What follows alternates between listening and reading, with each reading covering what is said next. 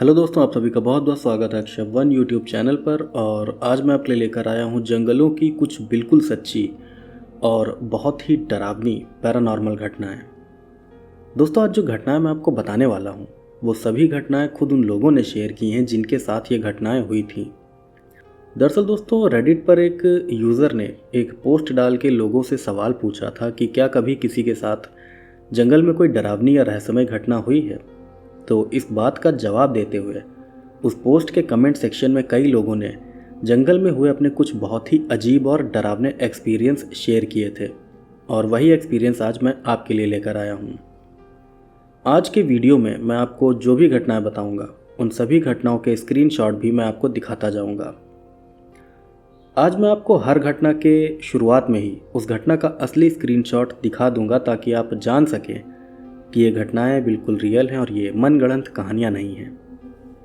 खैर दोस्तों, ये था आज के वीडियो का टॉपिक। और इसके अलावा मैं आपको बता दूं कि अगर आपको रियल हॉरर स्टोरीज़ पढ़ना पसंद है या आप अपना कोई पैरानॉर्मल एक्सपीरियंस शेयर करना चाहते हैं तो उसके लिए आप storyproofs.com वेबसाइट को विज़िट कर सकते हैं।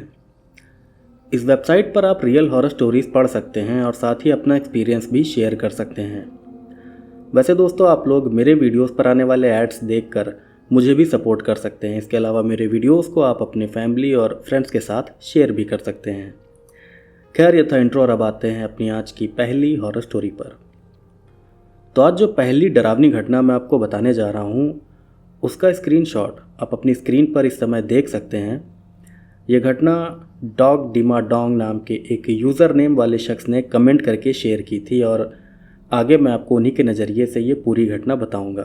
वैसे ये यूज़र नेम काफ़ी अजीब है, लेकिन रेडिट पर ज़्यादातर लोग अपने यूज़र नेम बहुत ही अजीब ही रखते हैं। खैर, अब मैं आपको ये घटना उसी शख्स के नज़रिए से बताऊंगा जिसने ये घटना शेयर की थी। मैं अमेरिका का रहने वाला हूँ और आज मैं आपको मेरे साथ हुई एक बेहद डरावनी घटना बताने जा रहा हूँ। जो घटना मैं आपको बताऊंगा वो मेरे साथ आज से कई साल पहले ग्लेशियर नेशनल पार्क में हुई थी। दरअसल आज से कई साल पहले मैं मोंटाना स्टेट के ग्लेशियर नेशनल पार्क में पार्क रेंजर की जॉब करता था और पार्क रेंजर की अपनी जॉब के दौरान ही मेरे साथ ये घटना भी हुई थी। खैर, अब मैं आपको मेरे साथ हुई वो भयानक घटना बताता हूँ। तो ये बात आज से कई साल पहले की है। तब एक बार मैं और मेरा एक साथी रेंजर हम दोनों ग्लेशियर नेशनल पार्क में ड्यूटी कर रहे थे। उस समय हमारी ड्यूटी नाइट शिफ्ट में लगी हुई थी, इसलिए मैं और मेरे साथ एक और रेंजर हम दोनों पूरी रात अपने ऑफिस में ही ड्यूटी देते थे।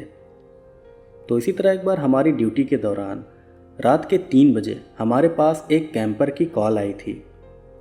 कॉल करने वाला वो कैंपर काफ़ी परेशान लग रहा था और वो जल्द से जल्द हमें अपने पास बुला रहा था।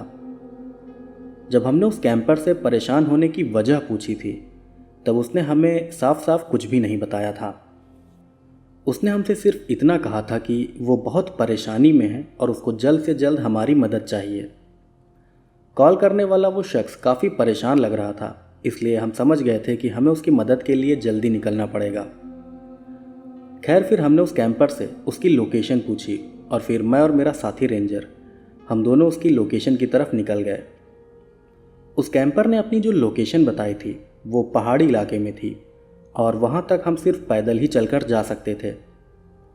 उस कैंपर की लोकेशन तक पहुँचने में हमें कम से कम 45 मिनट का समय लगने वाला था। खैर, फिर हमने अपना ज़रूरी सामान लिया और फिर हम उस कैंपर की लोकेशन की तरफ निकल गए। इतनी रात को जंगल में बहुत ही घना अंधेरा था, इसलिए हम लोग रास्ता देखने के लिए हेडलैम्प्स का इस्तेमाल करते हुए आगे बढ़ रहे थे। हेडलैम्प्स एक तरह की लाइट होती है जिसे एक पट्टे के जरिए सर पर बांधा जाता है, जिसके जरिए आप अंधेरे में भी देखते हुए अपने रास्ते पर आगे बढ़ सकते हैं। खैर, फिर मैं और मेरा साथी रेंजर हम दोनों अंधेरे रास्तों से होते हुए उस कैंपर की लोकेशन की तरफ बढ़े जा रहे थे। वैसे मैं आपको बता दूं कि ग्लेशियर नेशनल पार्क में ग्रिजली भालू भी पाए जाते हैं जो कि बहुत ही खतरनाक होते हैं। हालांकि किसी भी खतरे से निपटने के लिए हमारे पास पिस्टल भी होती है, लेकिन फिर भी हमें बहुत सावधानी के साथ आगे बढ़ना था। खैर, फिर 10 मिनट तक अंधेरे जंगल में चलने के बाद अचानक से हमें किसी बच्चे के रोने की आवाज़ आने लगी। रोने की वो आवाज़ सुनकर मैं और मेरा साथी हम दोनों बिल्कुल चौंक गए थे। उस आवाज़ को सुनकर हमें लगा कि शायद वहाँ आसपास कोई बच्चा मौजूद है जिसे हमारी मदद की ज़रूरत है। यही सोचकर मैं उस बच्चे को ज़ोर ज़ोर से आवाज़ लगाने लगा। मैं आवाज़ लगाते हुए कह रहा था कि बेटा तुम कहाँ हो, तुम्हारे साथ और कौन है, तुम डरो नहीं, हम अभी तुम्हारे पास आ रहे हैं। यही सब बोलते हुए मैं और मेरा साथी उस बच्चे की आवाज़ की तरफ बढ़ने लगे। उस बच्चे के रोने की आवाज़ जिस दिशा से आ रही थी उस तरफ का जंगल बहुत ही ज़्यादा घना था। खैर फिर मैं और मेरा साथी रेंजर बहुत तेज़ी के साथ उस तरफ बढ़ने लगे जिस तरफ से हमें बच्चे की आवाज़ आ रही थी। लेकिन उस दिशा में बढ़ते हुए मैंने नोटिस किया कि उस बच्चे के रोने की आवाज़ बार बार एक ही तरह से रिपीट हो रही थी। मतलब उस आवाज़ को सुनकर ऐसा लग रहा था कि जैसे वो आवाज़ किसी असली बच्चे की नहीं बल्कि किसी टेप रिकॉर्डर की है जो बार बार एक ही तरह से बज रही है। उस बच्चे की आवाज़ बार बार रिपीट हो रही थी। वो बार बार एक ही तरह से रो रहा था और मदद के लिए आवाज़ लगा रहा था। इस बात से मैं समझ गया कि ये कोई नॉर्मल बात नहीं है और उस आवाज़ के साथ कुछ तो गड़बड़ ज़रूर है।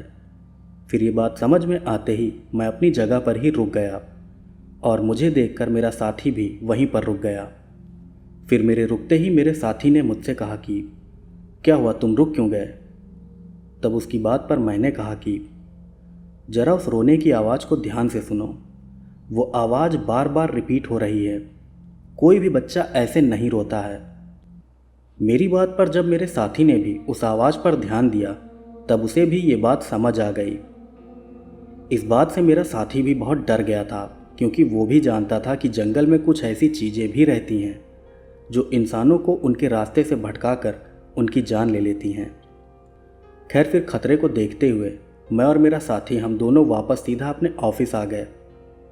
बच्चे के रोने की उस आवाज़ से हम दोनों इतना ज़्यादा डर गए थे कि हम दोनों उस कैंपर की मदद के लिए भी नहीं गए जिसके लिए हम दोनों निकले थे। सबसे हैरानी की बात तो ये थी कि उस कैंपर ने हमें दोबारा मदद के लिए कॉल भी नहीं किया। खैर फिर सुबह होते ही हम दोनों उस लोकेशन पर गए जहाँ पर रात को 3 बजे हमें एक कैंपर ने मदद के लिए बुलाया था। फिर जब हम उस कैंपर की बताई लोकेशन पर पहुँचे तब हमने देखा कि वहाँ पर कोई भी नहीं है। उस जगह पर हमें किसी इंसान के रुकने का निशान तक नहीं मिला था। इस बात से हम समझ गए थे कि रात को जिस शख्स ने हमें मदद के लिए कॉल की थी वो बस हमें फंसाना चाहता था। ये घटना बहुत ही डरा देने वाली थी और इस घटना से मैं समझ गया था कि एक पार्क रेंजर की जॉब कितनी ज़्यादा खतरनाक होती है।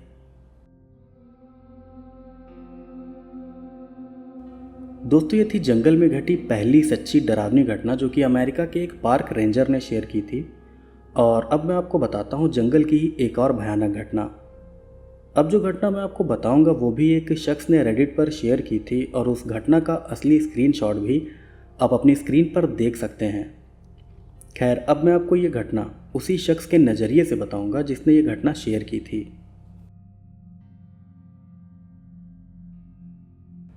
मैं अमेरिका के वेस्ट वर्जीनिया स्टेट में रहता हूं और आज मैं आप सबको मेरे साथ हुई एक बहुत ही डरावनी पैरानॉर्मल घटना बताने वाला हूं। जो घटना मैं आज आपको बताऊंगा वो मेरे साथ आज से कुछ महीनों पहले वेस्ट वर्जीनिया के ही मोनोनगाहेला नेशनल फॉरेस्ट में हुई थी। बात यह है कि मुझे कैंपिंग करने का बहुत शौक़ है और अपने काम से छुट्टी मिलने पर मैं अक्सर अकेले ही कैंपिंग के लिए निकल जाता हूँ। यहाँ तक कि मैंने कैंपिंग करने के लिए एक मिनी ट्रक भी ले रखा है। मैं अपने मिनी ट्रक में ही कैंपिंग करता हूँ क्योंकि टेंट में कैंपिंग करने पर जंगली जानवरों का खतरा बना रहता है, जबकि ट्रक में जानवरों से सेफ्टी मिल जाती है। खैर तो कुछ महीने पहले मैं वेस्ट वर्जीनिया के मोनोनगाहेला नेशनल फॉरेस्ट में कैंपिंग करने गया था। मोनोनगाहेला नेशनल फॉरेस्ट वेस्ट वर्जीनिया के डेविस शहर के पास मौजूद एक बहुत ही बड़ा और सुंदर नेशनल फॉरेस्ट है। इस नेशनल फॉरेस्ट में मैं अक्सर कैंपिंग करने जाता रहता था। तो इसी तरह कुछ महीनों पहले भी मैं अकेले ही अपना ट्रक लेकर मोनोनगाहेला नेशनल फॉरेस्ट में कैंपिंग करने गया था। फिर वहां पहुंचकर मैंने कैंपिंग के लिए एक सही जगह देखी और फिर वहीं पर मैंने अपना ट्रक पार्क कर दिया। ट्रक पार करने के बाद मैंने कुछ घंटे जंगल में हाइकिंग की और हाइकिंग के बाद मैं वापस अपने कैंप आ गया। कैंप पर लौटने के बाद मैंने रात के खाने की तैयारी करी और फिर रात होते ही खाना खाकर मैं अपने ट्रक के अंदर ही सो गया। अब यहीं से मेरे साथ ये अजीब घटना शुरू होती है। दरअसल हुआ ये कि जब रात को मैं आराम से अपने ट्रक में सो रहा था, तभी अचानक मुझे अपने ट्रक के पास से कुछ लोगों के चलने की आवाज़ आने लगी। चलने की उस आवाज़ से मेरी नींद खुल गई थी और नींद खुलने पर मैंने महसूस किया था कि वो आवाज़ ऐसी थी जैसे कई सारे लोग मेरे ट्रक के बगल से चलते हुए कहीं जा रहे हों। उस आवाज़ को सुनकर मैं बहुत हैरान रह गया था, क्योंकि ऐसे घने जंगल में इतनी देर रात को इतने सारे लोगों का चहलकदमी करना ये कोई नॉर्मल बात नहीं हो सकती थी। खैर, फिर उस आवाज़ को सुनकर मैं फ़ौरन ही उठकर बैठ गया और अपने ट्रक के बाहर देखने लगा। फिर ट्रक से बाहर देखने पर मुझे पता चला कि कई सारे लोग मेरे ट्रक के बगल से चलते हुए जंगल की तरफ जा रहे हैं। वो सभी कुल मिलाकर 14-15 लोग थे, जिनमें आदमी, औरतें और कई बच्चे भी थे। वो लोग चलते हुए फुसफुसाकर आपस में कुछ बातें भी कर रहे थे, लेकिन उनकी बात करने की आवाज़ बहुत ही धीमी थी, इसलिए मैं समझ नहीं पाया कि आखिर वो क्या बात कर रहे हैं। उन लोगों के आसपास एक अजीब सी ऑरेंज कलर की रोशनी भी चमक रही थी। उस ऑरेंज रोशनी का कोई सोर्स मुझे दिखाई नहीं दे रहा था, लेकिन तब भी मैंने सोचा कि शायद वो लोग अपने साथ लालटेन वगैरह लेकर घूम रहे हैं। मैं अपने ट्रक में बैठा उन सभी लोगों को जंगल की तरफ जाता देख रहा था कि तभी अचानक से वो लोग गायब हो गए। उन सभी लोगों के साथ साथ वो ऑरेंज रोशनी भी गायब हो गई जो उनके आसपास दिखाई दे रही थी। ये देखकर मैं बिल्कुल दंग रह गया था। पहले तो मुझे लगा कि शायद वो सब तेजी से जंगल के अंदर चले गए हैं, लेकिन जब मैंने ट्रक से उतरकर उन लोगों को ढूंढने की कोशिश की, तब भी वो लोग मुझे कहीं भी दिखाई नहीं दिए। ये घटना बहुत ही अजीब थी और इस घटना से मैं काफ़ी डर भी गया था। खैर, फिर अगले दिन ही मैं वापस अपने घर लौट आया। इस घटना से मैं काफ़ी डर गया था, लेकिन तब भी मैंने उस जगह पर कैंपिंग करना बंद नहीं किया। उस घटना के बाद भी मैंने कई बार उसी जगह पर अकेले कैंपिंग की है, लेकिन दोबारा वहाँ पर मेरे साथ कोई और घटना नहीं हुई।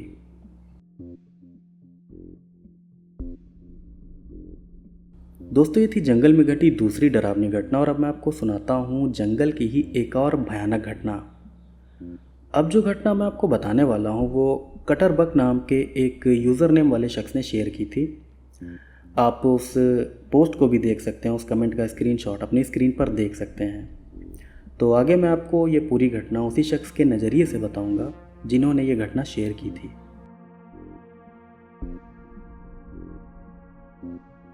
मैं इंग्लैंड का रहने वाला हूँ और आज मैं आपको मेरे साथ हुई एक बहुत ही अजीब और रहस्यमयी घटना बताने वाला हूँ। जो घटना मैं आज आपको बताऊंगा वो मेरे साथ इंग्लैंड के न्यू फॉरेस्ट नेशनल पार्क में हुई थी। दरअसल अभी कुछ महीनों पहले ही मैं न्यू फॉरेस्ट नेशनल पार्क में सोलो कैंपिंग करने गया था और वहीं पर मेरे साथ ये घटना भी हुई थी। मुझे सोलो कैंपिंग करना पसंद है, इसलिए मैं हमेशा अकेले ही कैंपिंग करने जाता हूँ। तो इसी तरह कुछ महीनों पहले भी मैं इंग्लैंड के न्यू फॉरेस्ट नेशनल पार्क में कैंपिंग करने गया था। मेरी एक आदत है कि मैं कैंपिंग के टाइम भी रोज़ सुबह जल्दी उठकर रनिंग करने जाता हूँ। दरअसल मैं एक फ़िटनेस फ्रीक टाइप का इंसान हूँ, इसलिए मैं कैंपिंग में भी अपनी रनिंग बंद नहीं करता हूँ। तो जब मैं न्यू फॉरेस्ट नेशनल पार्क में कैंपिंग करने गया था, तब भी एक सुबह मैं जल्दी उठकर रनिंग करने निकल गया था। फिर रनिंग करते करते अचानक से मैंने महसूस किया कि मेरे आसपास का पूरा जंगल बिल्कुल शांत हो गया है। मतलब उस समय ना तो किसी कीड़े की आवाज़ आ रही थी और ना ही किसी जानवर की। उस समय अचानक ही वहाँ पर एकदम सन्नाटा फैल गया था। वो सन्नाटा काफ़ी अजीब था और उस सन्नाटे से मुझे लगने लगा था कि शायद वहाँ आसपास कोई शिकारी जानवर मौजूद है। दरअसल जंगल में सन्नाटा तभी होता है जब वहाँ आसपास कोई बड़ा और ख़तरनाक शिकारी जानवर मौजूद होता है। मुझे इस बात की जानकारी है और इसीलिए मुझे ऐसा लगा था कि शायद वहाँ पर भी आसपास कोई बड़ा शिकारी जानवर मौजूद है। हालांकि इंग्लैंड में कोई भी ऐसा बड़ा शिकारी जानवर नहीं पाया जाता जो एक इंसान की जान ले सके।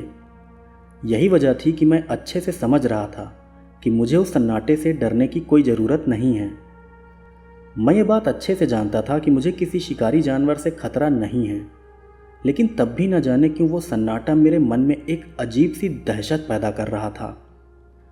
उस समय मैं ना चाहते हुए भी उस सन्नाटे से बहुत डर रहा था और अपना ये डर खुद मुझे भी समझ नहीं आ रहा था। खैर, फिर उस सन्नाटे के बीच में मैं रनिंग करते करते रुक गया और अपने आसपास देखने लगा। फिर जब मैं वहाँ खड़ा होकर इधर उधर देख रहा था, तभी अचानक मेरे बगल से एक बहुत तेज हवा का झोंका निकल गया।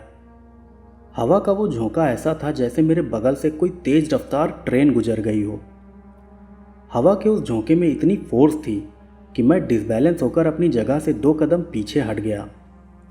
हैरानी की बात तो ये थी कि वहाँ पर ना तो मुझे कुछ दिखाई दिया था और ना ही मुझे किसी तरह की आवाज़ सुनाई दी थी, लेकिन फिर भी वहाँ अचानक ही बहुत तेज हवा का झोंका आ गया था।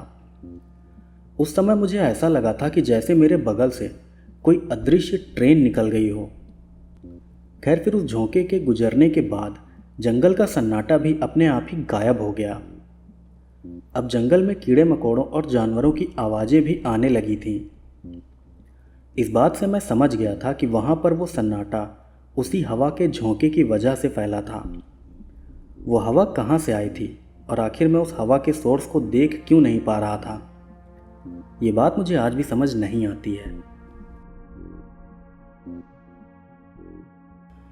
दोस्तों, ये जो तीनों घटनाएं मैंने आपको बताई हैं, ये जंगल में घटी असल घटनाएं हैं। ये ऐसी कोई कहानियां नहीं हैं जो कि आदमी अकेले में बैठकर सन्नाटे में बैठकर लिखे, मनगढ़ंत कहानियाँ वैसी नहीं है। ये सब वो रियल एक्सपीरियंस है जो लोगों के साथ हुए हैं। इसके अलावा एक और स्टोरी मैं लिखने वाला था जंगल की ही, और वो साल 1960 की घटना थी। मैं आपको उस स्टोरी का भी स्क्रीनशॉट दिखा देता हूँ, क्योंकि इसे लिखने का मुझे टाइम नहीं मिला, इसलिए ये स्टोरी मैं आपको ऐसे ही बता देता हूँ। तो जैसा कि आप देख सकते हैं स्क्रीनशॉट में, मैंने उस कमेंट का स्क्रीनशॉट लगाया हुआ है। ये घटना साल 1960 के आसपास की है, यानी कि 60 के दशक की है। तब एक शख्स था, उसके शायद ग्रैंडफादर या फादर थे, वो शिकार करने गए थे एक जंगल में। मुझे जंगल का नाम भी याद नहीं है, आप इसमें पढ़ लेना कमेंट में। तो जो उसके जो ग्रैंडफादर थे वो गए थे शिकार करने, और शायद ये घटना रात की है, और उन्हें एक जगह पर ज़मीन से काफ़ी ऊपर एक अजीब सी रोशनी दिखाई दी थी उस शख्स के ग्रैंडफादर को जो शिकार करने गए थे। और वो जब उस रोशनी को देख रहे थे तो पहले उन्हें लगा कि शायद वो रोशनी किसी फायर लुकआउट टावर की है, यानी कि ये ऐसे टावर होते हैं जिनसे लोग या पार्क रेंजर जंगलों पर नज़र रखते हैं कि जंगल में कहीं आग ना लगे, क्योंकि जंगल की आग बहुत ही ख़तरनाक होती है।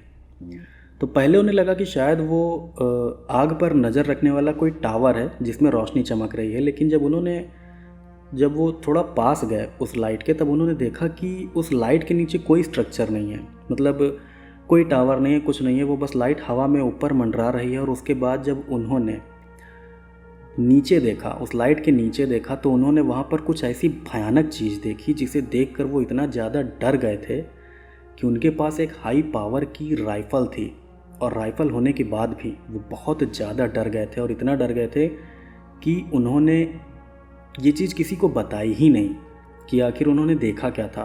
बस उन्होंने इतना बताया कि उस लाइट के जब मैंने नीचे देखा, नीचे का नज़ारा देखा, तो वो इतना डरावना था कि मैं धीरे से पलटा और चुपचाप वहाँ से बिल्कुल उल्टी दिशा में चला गया। उन्होंने ये भी कहा था कि उस समय मेरे पास बस एक ही तसल्ली की बात ये थी कि मेरे पास एक हाई पावर की राइफ़ल थी जिससे मैं अपनी सेफ्टी कर सकता था, लेकिन तब भी मुझे उस चीज़ से डर लग रहा था जो उस लाइट के नीचे थी। अब उन्होंने वहाँ पर क्या देखा था, क्या नहीं देखा था, इसके बारे में बस हम लोग अंदाज़ा ही लगा सकते हैं। बाकी हो सकता है वो कोई यूएफओ हो, और ऐसी कई घटनाएं हुई हैं जब यूएफओ भी गायों के या किसी जानवरों के मार डालते हैं, उनकी आँखें, जीभ वगैरह निकाल लेते हैं। इसके वीडियो मेरे पास हैं, लेकिन ये सब चीज़ें मैं पोस्ट नहीं कर सकता यूट्यूब पर। तो ये घटना थी। अच्छा, जिनके साथ ये घटना हुई थी वो उनकी डेथ हो चुकी है, अभी कुछ साल पहले ही उनकी डेथ हो चुकी है। सोचने वाली बात है कि जिस शख्स ने ये घटना पोस्ट की थी उसने बताया था कि जो मेरे फादर या ग्रैंडफादर जो भी थे, उन्होंने जो कुछ भी उस दिन देखा था वहाँ पर, उसके बारे में उन्होंने बताया ही नहीं, और यहाँ तक कि उनकी डेथ भी हो गई, लेकिन उन्होंने किसी को नहीं बताया। अच्छा, ये घटना थी जंगल की एक और एक और घटना थी जो मैंने बहुत पहले सोचा था कि मैं लिखूँगा, बताऊँगा, आपको सुनाऊँगा स्टोरी। वो वियतनाम के एक लड़के की घटना थी। उसमें हुआ ये था कि वो लड़का पता नहीं जंगल में मतलब कुछ शायद फल वगैरह तोड़ने गया था, और उसे जंगल के अंदर से कुछ आवाज़ सुनाई देती है कि जैसे कोई उसे आवाज़ दे रहा है। और फिर जब वो उस आवाज़ का पीछा करते हुए जंगल के अंदर जाता है तो वो अंदर जाकर रास्ता भूल जाता है, और फिर शायद 2 या 3 घंटे तक वो जंगल के अंदर ही भटकता रहता है। और फिर 2-3 घंटे बाद बहुत मुश्किल से वो जंगल से बाहर निकल पाता है। और उसके बाद जब वो घर जाता है वो लड़का, यानी 3 घंटे जंगल में बिताने के बाद जब वो लड़का घर जाता है तब उसे पता चलता है कि 3 घंटे नहीं बल्कि 2 दिन बीत चुके हैं। मतलब जो समय उस लड़के को कुछ घंटों का लग रहा था, असल में वो कुछ घंटों का नहीं बल्कि 2 दिन का समय था। तो इस तरह की भी घटनाएं होती हैं। अगर मुझसे हो सका तो मैं ये घटना डिटेल से लिखकर आपको स्टोरी के फॉर्मेट में ज़रूर सुनाऊंगा। वैसे दोस्तों, अगर आपको स्टोरीज़ वगैरह सुनना पसंद हो, रियल स्टोरीज़ सुनना पसंद हो, तो आप मेरे चैनल को ज़रूर सब्सक्राइब करना, और मैं कोशिश करूँगा कि मैं रेगुलर वीडियो लेकर आता रहूँ। वैसे मैं आपको बता दूँ कि मैं रियल हॉरर स्टोरीज़ पर ज़्यादा फोकस करता हूँ, क्योंकि मेरा मानना है कि काल्पनिक कहानियाँ नहीं मज़ा आती है। यूट्यूब पूरा भरा पड़ा है काल्पनिक कहानियों से, इसलिए मैं कोशिश करता हूँ कि मैं रियल स्टोरीज़ लेकर आऊँ। बाकी कोशिश करूँगा कि मैं भी कोई अच्छी फ़िक्शनल स्टोरी लेकर ज़रूर आऊँ आपके लिए। बाकी आप अगर चैनल पर नए हैं तो प्लीज़ चैनल को सब्सक्राइब कीजिएगा, मेरे वीडियोज़ को शेयर कीजिएगा, और वीडियो और स्टोरीज़ आपको पसंद आई हों तो प्लीज़ इस वीडियो को लाइक भी कीजिएगा। खैर दोस्तों, ये था आज का वीडियो, और मैं जल्दी ही आपके लिए कुछ और रियल हॉरर स्टोरीज़ लेकर आऊँगा। और तब तक के लिए जय श्री कृष्ण।